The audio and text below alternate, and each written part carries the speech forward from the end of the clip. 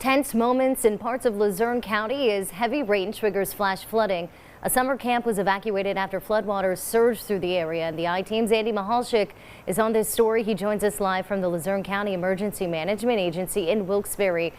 Andy, what's the latest?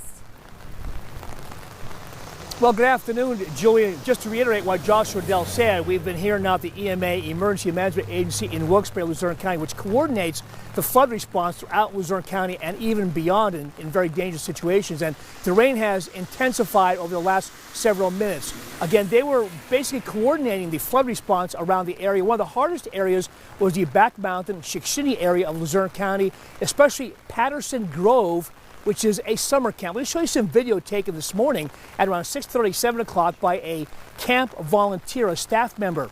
Now, this is around 7:30 this morning. Floodwaters rushed through the camping grove. There are about 35 cottages. Many of the campers were trapped inside their cottages until they were helped to dry ground.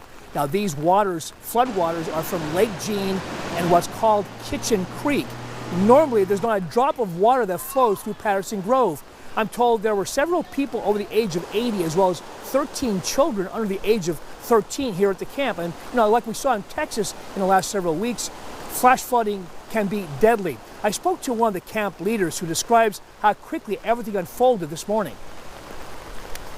Most people were actually still in their cottages. Some early risers got up and looked out and saw the water and went knocking on doors.